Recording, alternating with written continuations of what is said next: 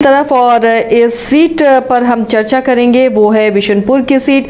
इस सीट में भी बेहद दिलचस्प मुकाबला इस बार नजर आएगा। इस बार बीजेपी से समीर उरांव चुनावी मैदान में तो चमरा लिंडा जेएमएम से चुनावी मैदान में है और जेएलके से यशोदा देवी यहां से चुनावी मैदान में कूद रही हैं। तो अब जो बिशनपुर की सीट जहां से चमरा लिंडा सिटिंग विधायक हैं और जो पिछले दिनों लोकसभा चुनाव उन्होंने जेएमएम से अलग होकर लड़ा, उसके बाद फिर से जेएमएम की टिकट पर ही यहां से चुनावी मैदान में है, तो क्या उसका असर पड़ेगा, किस तरह की फाइट बिशनपुर की सीट में होने जा रही है, इस पर हम चर्चा करेंगे। रंजन जी, बिशनपुर में इन तीनों कैंडिडेट के बीच में कैसी फाइट नजर आ रही है, क्या सीट कहता है, इसका मिजाज क्या है, नेचर क्या है? देखिए, अगर हम बिशनपुर की बात करें तो जो सबसे बड़ा सवाल है कि क्या चमरा लिंडा जीत का चौका लगाएंगे या 20 वर्षों के बाद बिशनपुर में कमल खिलेगा।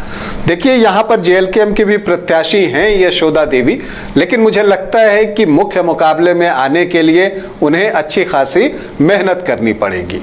यहां पर एक चीज और दिखा है कि यहां पर चमरा लिंडा का चमत्कार दिखा है पिछले 3 चुनावों से, बल्कि 4 चुनाव कह लीजिए, चूंकि जो वो 2005 का चुनाव भी हारे थे तो वो बस कुछ 100 वोटों से हारे थे, इनफैक्ट 569 वोटों से हारे थे। तो पिछले 20 साल से बिशनपुर में समीर उरांव की जो अगर हम स्थिति कहें तो वो 2014 में जब यहां से चुनाव लड़ रहे थे तब भी चमरा लिंडा ने उन्हें पराजित किया है।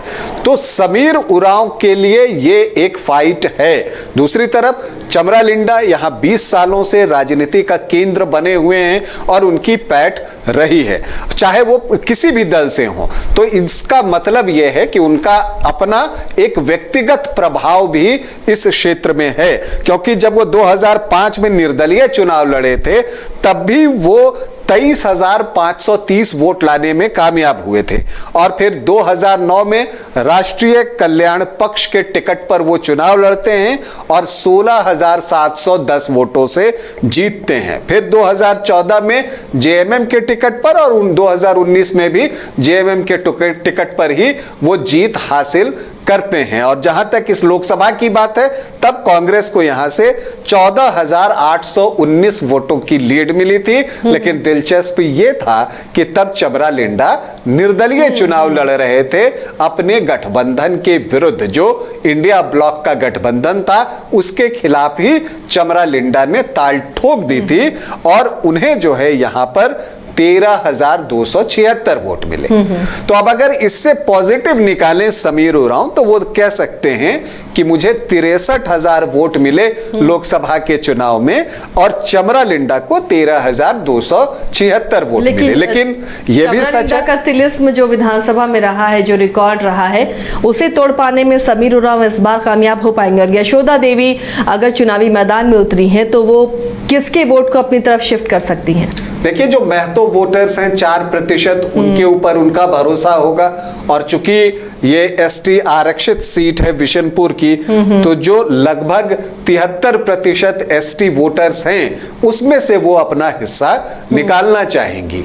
तो अगर वो महतो वोटर्स को काटती हैं तो समझिए कि यहां पर समीर उरांव के लिए और मुश्किलें बढ़ने वाली हैं।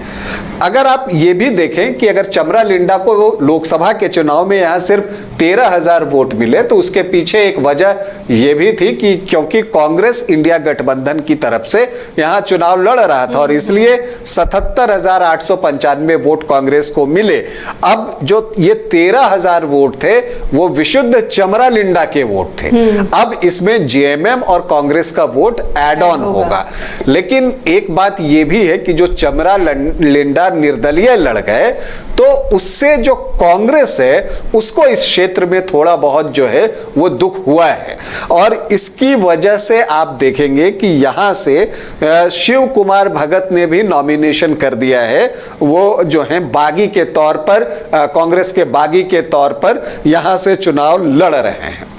इसके अलावा जेएमएम से भी एक बागी हैं जो पूर्व थाना प्रभारी थे जगन्नाथ उरांव, वो भी यहां से चुनाव लड़ रहे हैं। अगर आप लोहरदगा लोकसभा सीट को देखिएगा तो मांडर को अगर हम छोड़ दें तो जो बाकी सीटें हैं वहां पर चाहे वो बीजेपी हो या आपको जेएमएम हो, दोनों को जो है बागी कैंडिडेट्स का सामना करना पड़ रहा है। और देखिए ऐसा होता है क्योंकि ये सीटें जो है पूरी की पूरी, अगर आप लोहरदगा को छोड़ दीजिए, मांडर को छोड़ दीजिए, तो बाकी जगह जो है वो जेएमएम के कैंडिडेट जो है वो पिछली बार भी थे। तो अब जो वहां के कांग्रेस के कार्यकर्ता हैं या पदाधिकारी हैं जिन्होंने कि चुनाव लड़ने का सपना देखा हुआ था, उनकी भी जो महत्वाकांक्षाएं हैं वो उभरी हैं। अब ये कांग्रेस नेतृत्व, जो प्रदेश नेतृत्व है, उसके लिए एक चुनौती है कि वो इनको समझाए, चूंकि जब नाम लेने की आखिरी तारीख आए तो उनसे नॉमिनेशन विड्रॉ करवाए। क्योंकि अगर ऐसा नहीं होता है और अगर चाहे वो शिव कुमार भगत हो या जगन्नाथ उरांव हो, वो वोट काटेंगे तो इंडिया ब्लॉक से ही वोट काटेंगे, तो उसका नुकसान जो है वो चमरा लिंडा को हो सकता है।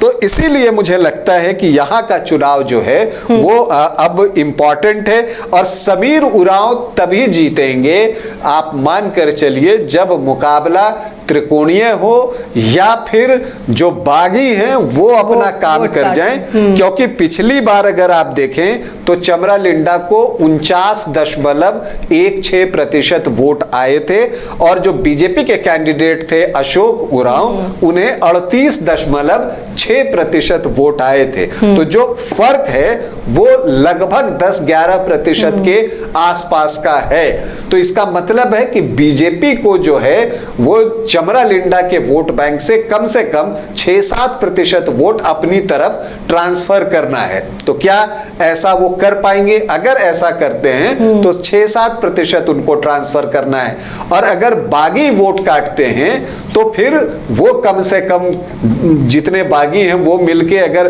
12-14% वोट ले आए, तब जो है समीर उरांव का काम बन सकता है। तो उनके लिए जरूरी है कि यहां पर जो चुनाव हो वो कई कोणों में खुले। क्योंकि अगर आप ये देखिए कि 1985 से बीजेपी यहां 3 बार जीतने में सफल रही है, जेएमएम 2 बार, कांग्रेस 2 बार और राष्ट्रीय कल्याण पक्ष 1 बार। तो बीजेपी जब 3 बार जीतती है तो अगर आप देखें जैसे 2005 में बीजेपी जीती तो उस समय मुकाबला त्रिकोणीय हो गया था। यहां पर आपको शिव कुमार भगत थे कैंडिडेट और निर्दलीय चमरा लिंडा चुनाव लड़ रहे थे, तो चंद्रेश उरांव जो है वो चुनाव जीत गए। इसके अलावा जब फिर 2000 में बीजेपी जीतती है तब वहां पर कई कोण खुल गया था। कांग्रेस के प्रत्याशी थे वो बकुला भगत थे और चंद्रेश उरांव को 41% वोट मिले थे, और आरजेडी और जेएमएम भी यहां से चुनाव लड़ रहा था। तो उन्होंने जब वोट काट लिए तो बीजेपी यहां से निकल गई। इसी तरह से आप देखते हैं कि जब भी बीजेपी जो 3 बार यहां से जीती, तो जब तीसरा कोण खुल जाए या मल्टी कॉर्नर हो जाए तो बीजेपी को जीत मिल जाती है। दरअसल जेएमएम और कांग्रेस के गठबंधन के बाद जो है ये एक इस तरह का कॉम्बिनेशन, खास करके विशनपुर की हम बात कर लें, गुमला की बात कर लें, सिसई की बात कर लें, वो एक ऐसा कॉम्बिनेशन बन गया है कि अगर वो एका के साथ चुनाव लड़ जाए तो बीजेपी को उस किले को भेदना आसान नहीं होगा। तो इस बार भी नजरें बागियों पर ही टिकी होंगी बिशनपुर में, और उसके बाद मुकाबला यहां बेहद दिलचस्प बनता हुआ नजर आ सकता है। चलिए अब अगली सीट की बात करते हैं और